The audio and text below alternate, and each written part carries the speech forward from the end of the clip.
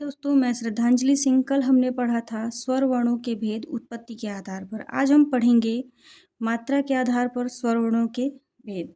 मात्रा के आधार पर स्वरों के उच्चारण में लगने वाले समय अर्थात किस स्वर के उच्चारण में कितनी मात्रा लगती है, इसके आधार पर स्वरों के मुख्य 3 भेद हैं। पहला है ह्रस्व स्वर। ह्रस्व मतलब होता है लघु या छोटा। दूसरा है दीर्घ स्वर। दीर्घ मीन्स होता है बड़ा। और प्लुत स्वर। ह्रस्व स्वर के उदाहरण हैं अ, ई, उ और री। दीर्घ स्वर यानी बड़ी की मात्राएं आ, बड़ी ई, बड़ा उ, री, ओ, ये सभी क्या हैं? दीर्घ स्वर के उदाहरण हैं। अब देखते हैं प्लुत स्वर। प्लुत स्वर में 3 मात्राओं के बराबर समय लगता है। प्लुत स्वर के उच्चारण में 3 मात्राओं के बराबर समय लगता है। और प्लुत स्वर का चिन्ह होता है हिंदी में जैसे संख्या 3 अंक लिखा जाता है। अब देखते हैं ह्रस्व स्वर। वे स्वर जिनके उच्चारण में सबसे कम समय लगता है अर्थात 1 मात्रा के बराबर समय लगता है, उसे ह्रस्व स्वर कहते हैं।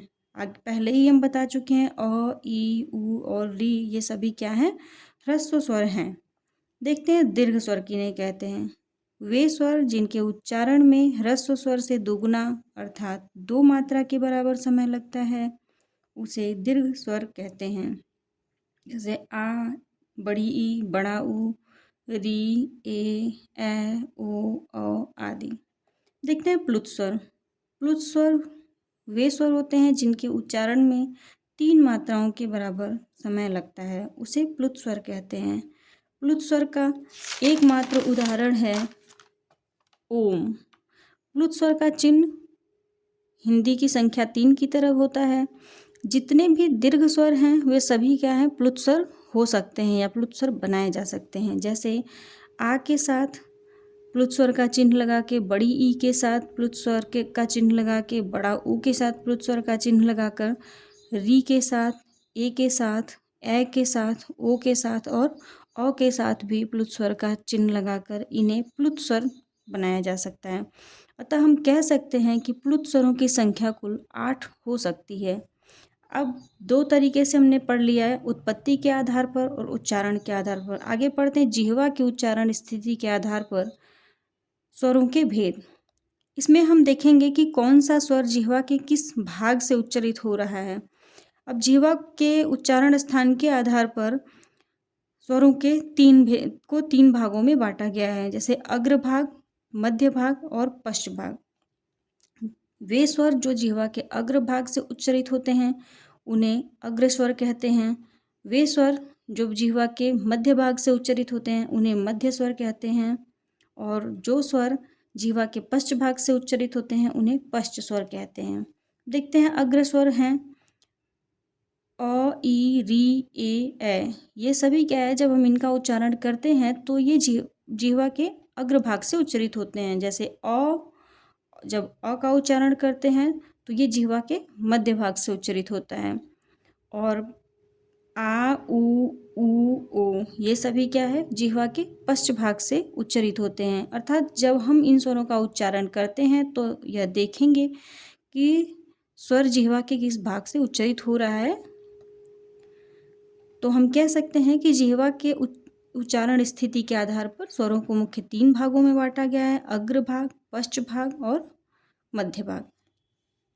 आइए अब आगे पढ़ते हैं होठों की स्थिति के आधार पर कि जब हम उच्चारण करते हैं किसी स्वर वर्ण का तो होठ कैसे हो जाते हैं। अब देखते हैं इसमें यह देखेंगे कि किन वर्णों के उच्चारण में होठ गोल होते हैं और किन वर्णों के उच्चारण में होठ गोल नहीं होते हैं। इस आधार पर स्वर के मुख्य 2 भेद हैं, एक है विवृत्त स्वर और दूसरा है अवृत्तमुखी स्वर।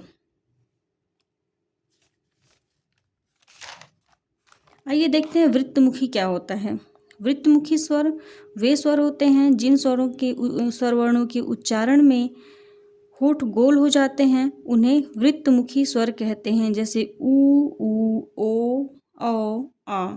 जब हम इनका उच्चारण करते हैं तो हमारे होठ जो है वो गोल हो जाते हैं।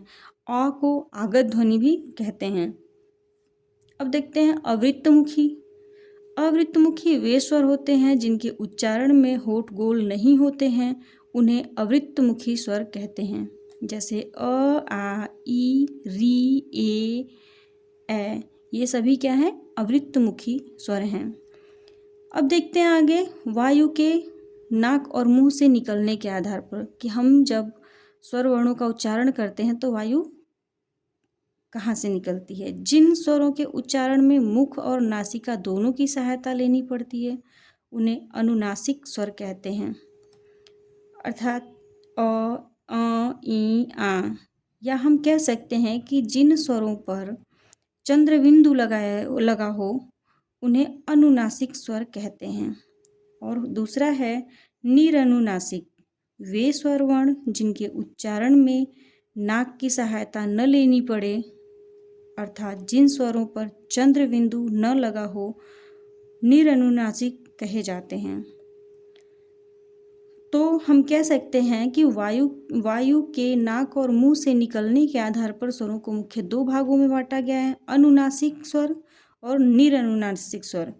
अनुनासिक वे होते हैं जिस पे चंद्र बिंदु लगा होता है और निरनुनासिक वो होते हैं जिन्हें चंद्र बिंदु नहीं लगा होता है। आइए देखते हैं मुख के खुलने के आधार पर स्वरों के भेद, कि जब हम किसी स्वर का उच्चारण करते हैं तो मुख विवर हमारा कितना खुलता है, कैसे खुलता है, उसके आधार पर। मुख विवर के खुलने के आधार पर स्वर के कुल 4 भेद हैं: विवृत्त स्वर, संवृत्त स्वर, अर्धवृत्त स्वर और अर्धसंवृत्त स्वर। विवृत्त स्वर में हमारा मुख पूरा खुलता है, संवृत्त स्वर में हमारा मुख न के बराबर खुलता है, अर्धविवृत्त में मुख आधा खुलता है, जबकि अर्धसंवृत्त में संवृत्त स्वर की उच्चारण की अपेक्षा थोड़ा सा अधिक खुलता है। देखते हैं विवृत्त स्वर। जिन स्वरों के उच्चारण में मुख सबसे बड़ा खुलता है उन्हें विवृत्त स्वर कहते हैं। जैसे आ, जब हम आ का उच्चारण करते हैं तो हमारा मुख पूरा खुल जाता है, इसलिए यह विवृत्त स्वर का उदाहरण है। आगे देखते हैं संवृत्त स्वर। संवृत्त स्वर वे स्वर होते हैं जिन स्वरों के उच्चारण में मुख सबसे कम खुलता है, उन्हें संवृत्त स्वर कहते हैं। जैसे ई, बड़ी ई, ऊ, बड़ा ऊ, ये सभी क्या है? संवृत्त स्वर के उदाहरण हैं। अब आगे देखते हैं अर्धविवृत्त स्वर।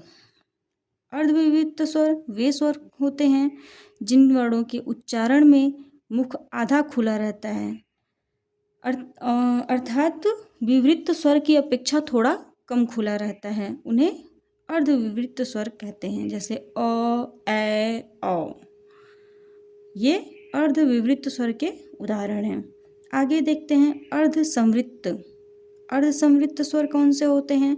हम देखे हैं कि संवृत्त स्वर में मुख न के बराबर खुलता है, परंतु अर्धसंवृत्त में वे स्वर आते हैं जिनके उच्चारण में मुख संवृत्त स्वर की अपेक्षा थोड़ा अधिक खुलता है, उन्हें अर्धसंवृत्त स्वर कहते हैं।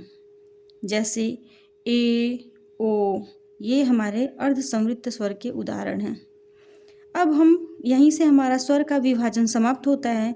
अब आगे हम पढ़ेंगे व्यंजन, यानी कि इंग्लिश में जिसे कॉन्सोनेंट कहते हैं। कल से हम हिंदी में व्यंजन पढ़ेंगे। धन्यवाद।